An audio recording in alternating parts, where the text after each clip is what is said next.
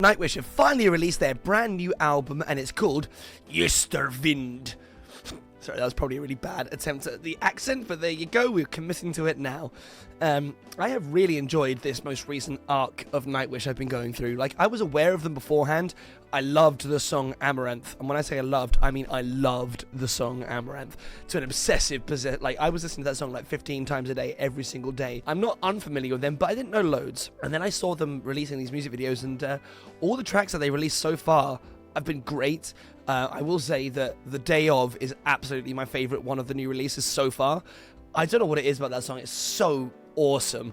I'm not gonna lie, it might be that it's a little bit more compact as well, which might help my attention span just a smidge. But I really like that. But I liked all of the other ones too, like An Ocean of Strange Islands was also really, really good, and Perfume of the Timeless was also a great song. So I thought, seeing as the entire album is now out, why not have a listen to all the tracks that we haven't heard already? They have already released another music video, the last one. I'm so impressed at the amount of music videos they managed to drop for this, for Lanternlight, which is the last track on the album. So I thought we'll listen to the album through chronologically, and we'll get to Lanternlight when we get to Lanternlight. Don't worry, people who have got short attention spans like me, I will chat to this video so you can skip to any of the tracks you specifically want to hear. And yes, I'm not going to listen to the ones we've already done videos on, because this album is quite long as it is. The normal version of it is 12 tracks, which is quite long. It's even longer when you realise that multiple of those tracks are like 8 minutes and above, which is quite a lot. Enough of me talking. I'm going to try a new screen and we'll see the lyrics at the same time. Here we go, now you can actually read them. I'm hoping that these lyrics are up to date. So, without any further ado, let's start the first track, which is called Yesterwynde, surprisingly enough. Okay, we're going to get like a kind of nice harmonious intro. I dig. Makes me think of the intro and outro of the album Drones. Ooh, okay, that's a nice little flute there. Because I did see in one of my comments that somebody who was more informed than I am let me know that all of the orchestral stuff is actually a real orchestra that's being recorded rather than sort of synth approximations, which is such a nice attention to detail. I really like that, because they definitely could have done it. You know, nice plugins are pretty good nowadays. Okay. This actually reminds me of one of the instrumental Ghost songs. It also makes me think a little bit like I'm looking out over the Shire, you know? Ooh, that was a nice chord change. I know I'm probably going to say this a lot, but this sounds a lot like it could be part of a film soundtrack. Something fantasy related, I would imagine. That was a very pleasant introduction. I think I quite liked that. It was probably just about the right amount of time, but it's extremely thematic. It set the scene very nicely. The sort of array of instruments and just the quality of writing and the orchestral stuff is really, really awesome. Like, I do respect the skill required to do that, because it's not the same. Just because you can play bass or play keys, it does not mean you can write good orchestral music. Moving on to track number 3. Oh god, why do I have to try and pronounce these things?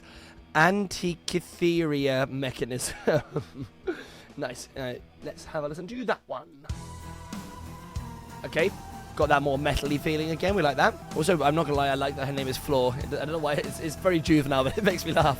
Is that theremin or something in the background? Probably not, but it's got attitude. Nice.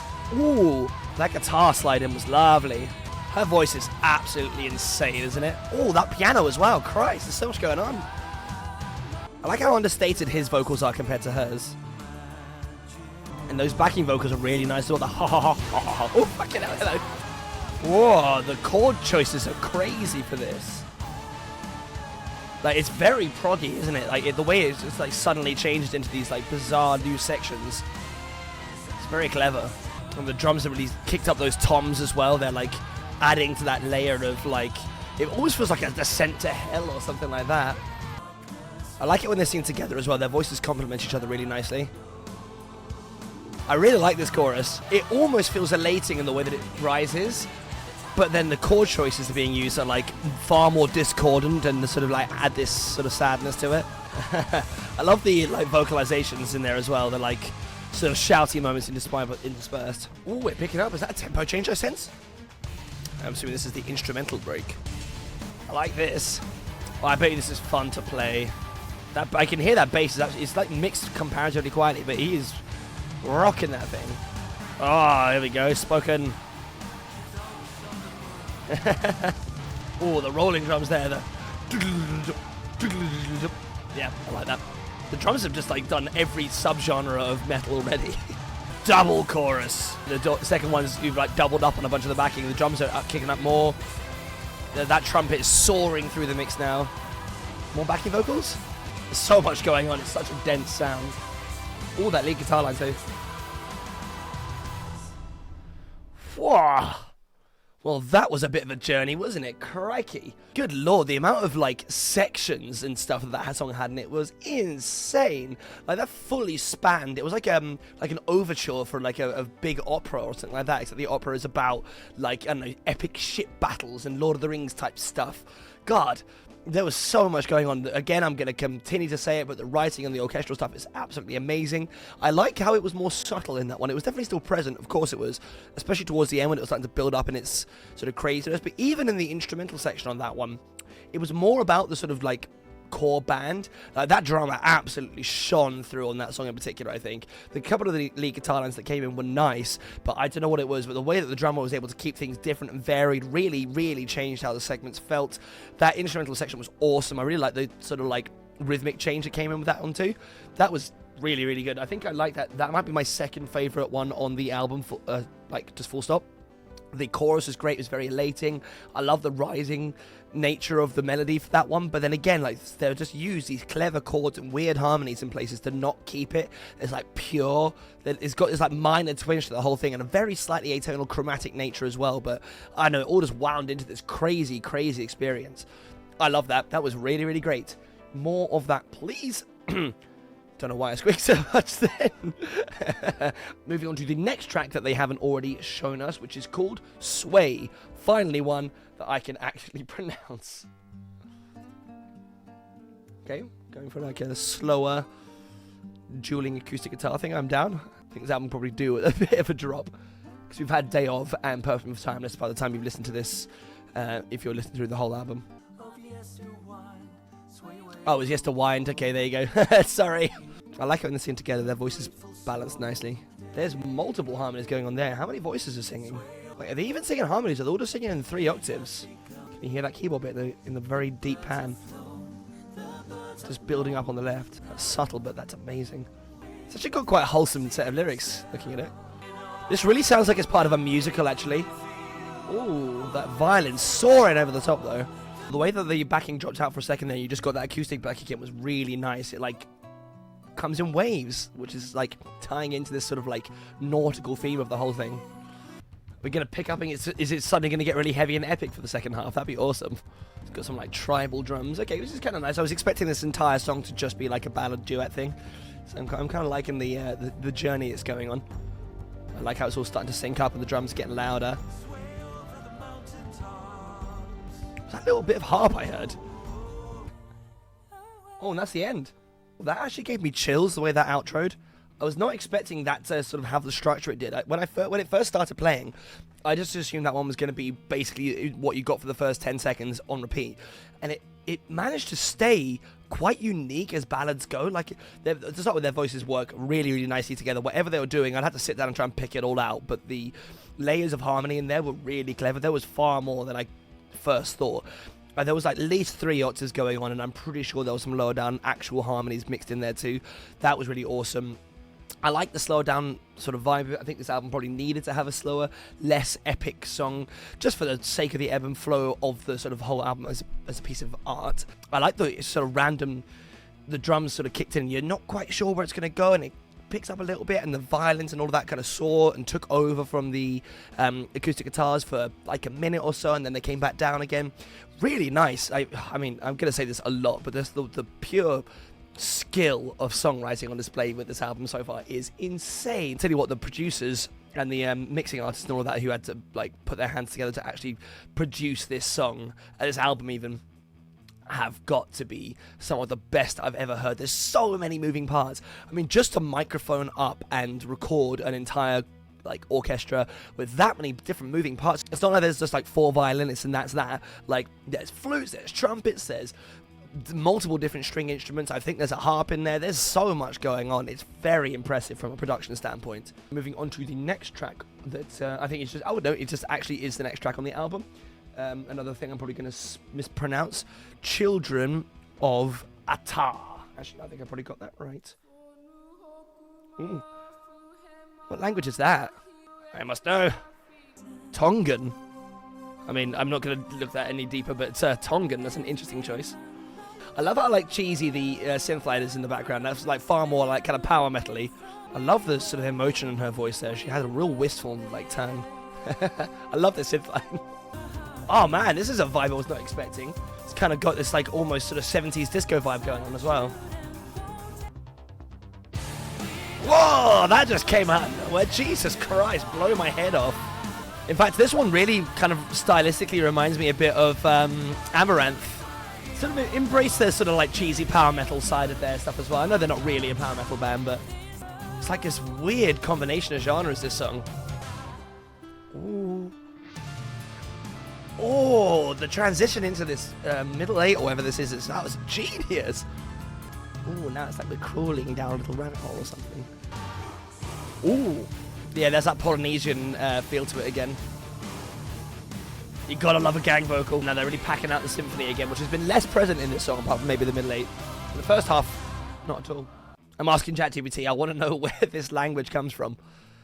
It's Tongan or Polynesian, spoken in the Kingdom of Tonga. Translating roughly, it seems to refer to feelings or emotions, possibly about an evening or a specific time of day. I love how ChatGPT itself is like, I think it probably means this. Would you like a detailed translation? Yes. So a rough translation might be full of cold in the pain of the sheltered evening. Well, there you go. And as we all know, ChatGPT never lies and never gets anything wrong, so that's definitely 100% true. Anyway, back to the song. That song was awesome. I think I probably said that at the end of every song so far, specifically those words, but I don't care. That one was my favorite. I really like the weird blending of genres that went on with that one. It started off almost like a kind of disco track that would be like not out of place in the 70s, it, like almost full-blooded. And then I like that like quite camp synth line that was sort of like dueling with stuff. And then it just turns into this like really quite heavy, more traditionally power metal, like Amaranth styly chorus, which I really liked. And then it just goes off the side again, like they all do, because their bridges and middle eights are just like, I was gonna say overindulgent for a second, which is not what I mean, because it's not overindulgent, but like there's a little bit you can tell of somebody being like, oh, and then more trumpets come out, oh, you know what I mean? Like there's a lot going on there, but it doesn't feel overproduced. I feel like music with so much moving parts like this can have a tendency to feel overproduced, but I don't know why this one doesn't. Maybe it's just made particularly well and recorded really nicely, or I don't know what it is, but either way, I'm extremely impressed. Let's move on to track number 8 on this album, which is called Something Whispered Followed Me.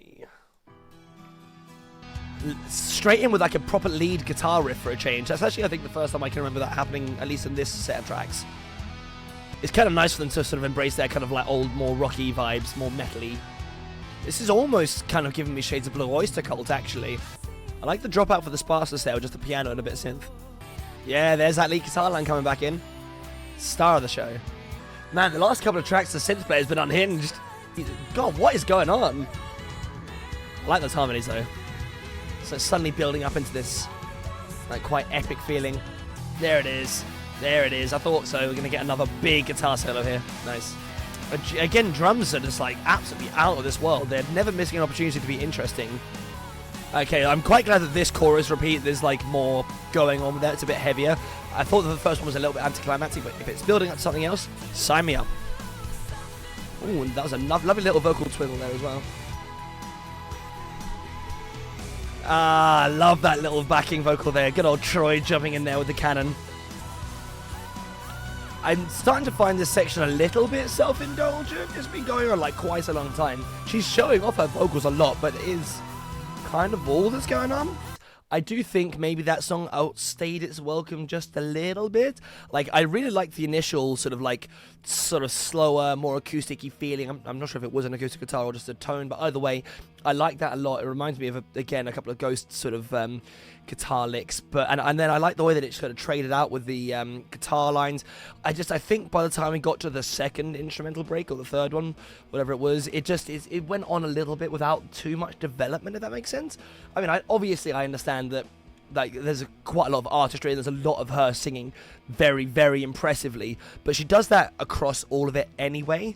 I'm not sure if I needed like a full minute of her just kind of warbling, which sounds extremely judgmental, and I don't mean it like that negatively. But yeah, I don't know. That one was lost to me just a smidge. I'm not sure if I'll come back to that one too often. It was still good, and I liked the way that it's, again, unique. Like every track on this album is sounding like very distinct from the other ones, and I like that a lot. There's a lot of experimentation and clever kind of prog ideas going into this, but I think that one was like 30% too long, if you ask me. Let's move on to the next track, which is track number 9, which is called Spider Silk. Okay, no, again, I don't think any of the tracks so far have started with like a purely piano intro. It's kind of cool.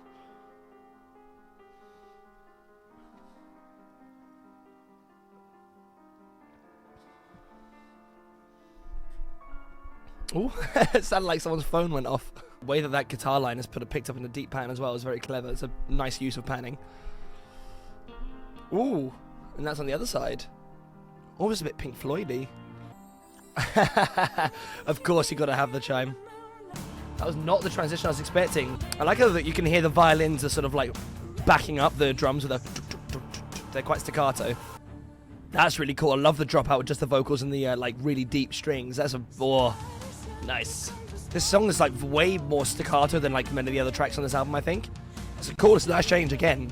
Like, considering this had like a chimes strike at the beginning of it, I can't believe how heavy this has turned out to be.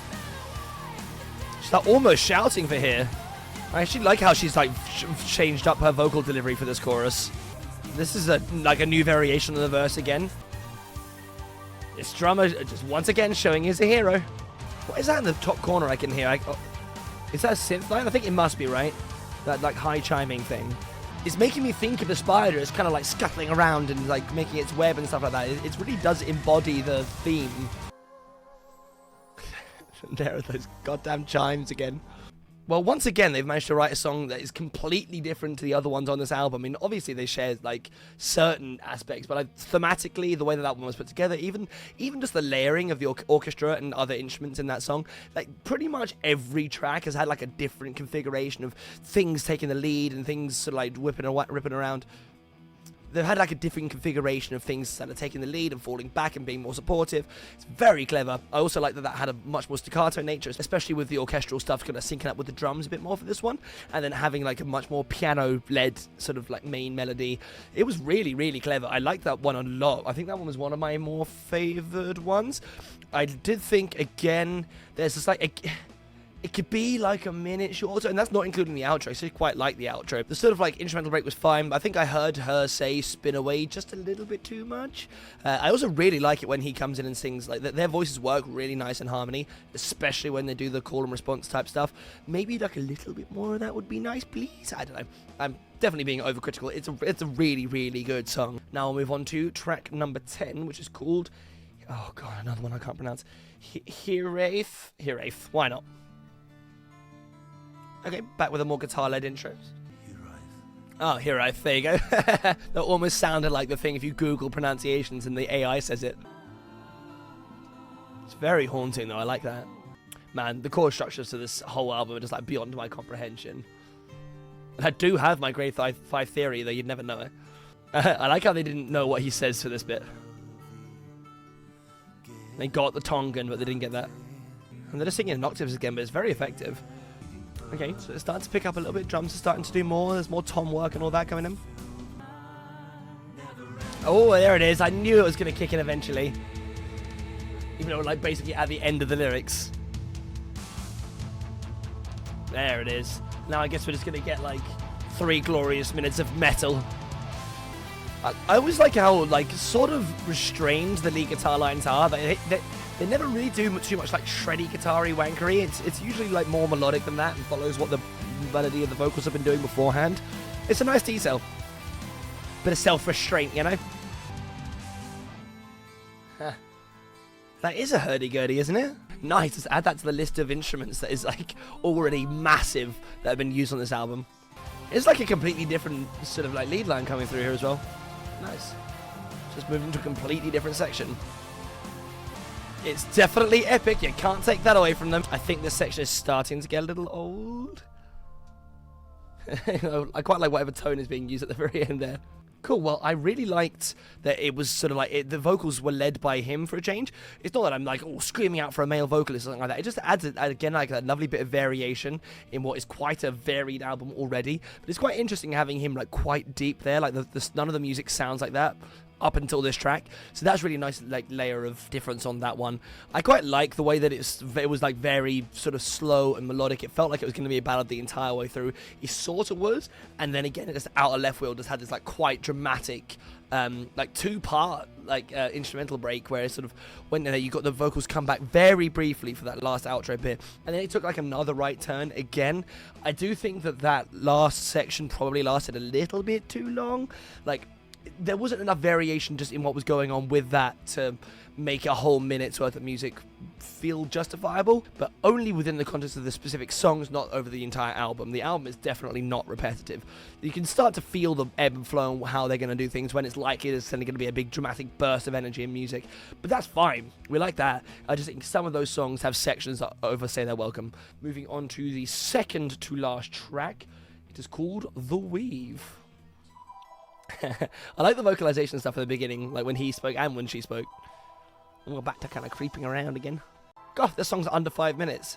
Oh, what the fuck? I was not expecting that with the drums. Interesting how restrained the guitars are. Having the like really bombastic drums with this like more cut down layering is very interesting. That's really interesting the way they put this together. The guitars are like playing a very small role. But that, oh, and there's the harp. Oh, it's so whimsical. Please get really heavy. There it is. And the drums are just like not stopped cymbal tapping. Just building up and building up. They're really starting to pile in the extra instruments and thicken out that sound. It's hitting every part of the pan. I love how it goes out of that like really heavy section to something like that. Nice. Done that twice now. The harp's being used very well. God, it's just like unrelenting, this song, apart from the couple of little whimsical moments, but it just keeps on pushing this. The drummer's cardio has got to be off the chain. The question is it going to get heavy before it goes out, or is it just going to sort of peter off like this? No. There it is. Yeah. Oh, her leading that in with that really high note is awesome. What a great way to end a song. And the trumpets are back. Really like that one. That was definitely up there, one of my favorite ones.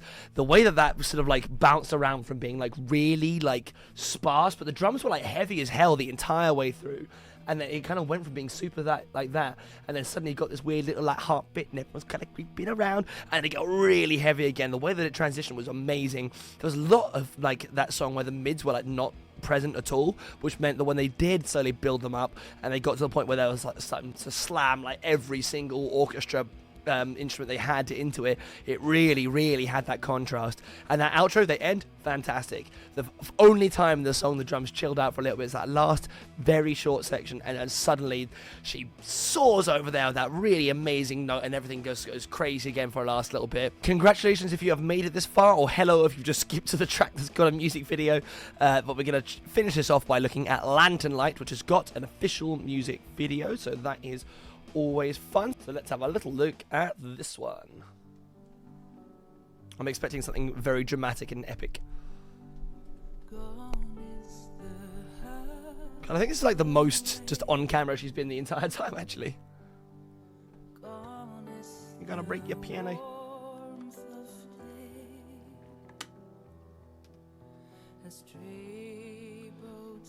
They kind of got that projector thing going on again.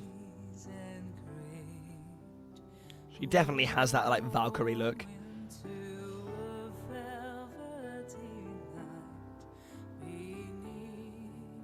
This is going to be like a kind of ballady one. Nice. I like the way that the piano just like mixed in with the melody there.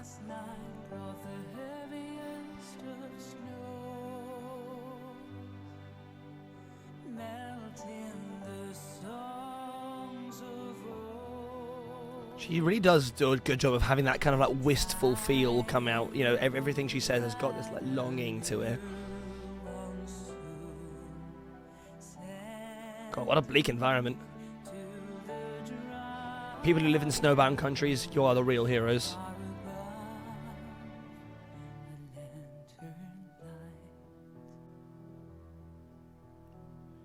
I'm waiting for the big kick in. It's got to be, right? I know it's the last track on the album, but I can't see it being just this the whole way through. Here we go. Oh.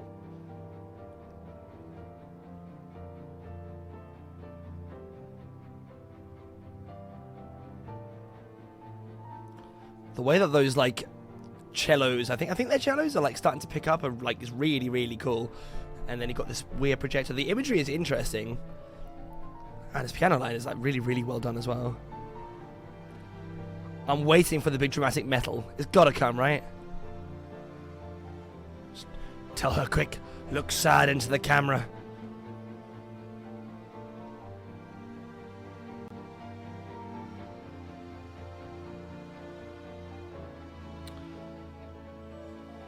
It's a nice piano line, I will admit, but I'm waiting for... Oh, okay. No. Subverted my expectations again. I do love a bell chime, though. That's okay. I like the backing vocals coming in and sort of duetting. Oh, they're actually harmonies, not octave for once.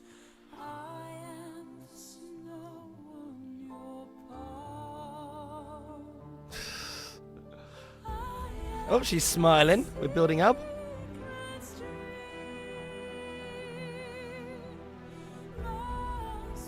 Grass?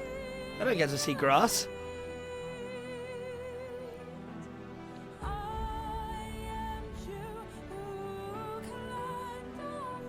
This is not the first video they've done on this album cycle that's got the projector thing going on as well.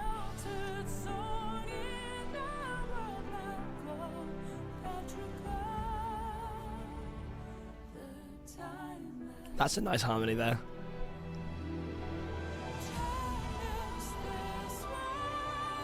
I really hope there's drums and epic metal at some point in this track.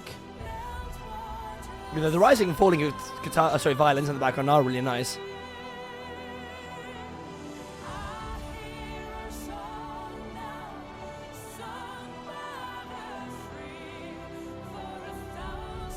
Ah, it's heating up, I see. Oh, love the flute or whatever that was in the back corner there.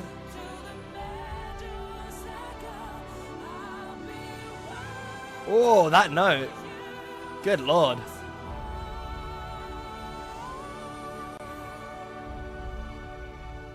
The Lanternlight. Ah, see, I knew the lyrics before she did. I'm starting to think this song is not going to go crazy bombastic, which is fine. It is the last track on the album, after all. It's just a lot of shots of her in this room with a projector kind of like wheeling around. Sometimes she's sad, sometimes she's happy.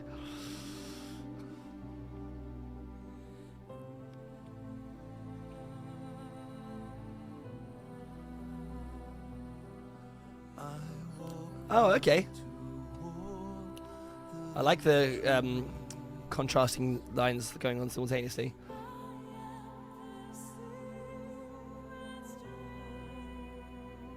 It's all very ethereal.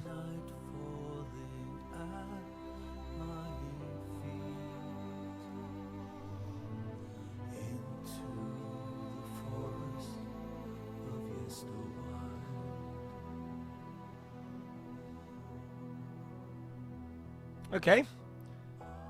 Oh, is that the hurdy-gurdy back one last ride? Lovely. His voice is really impressive when he sings like deep down there.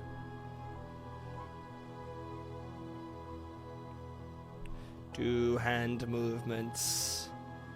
There's a person with a fan near her as well, just off camera.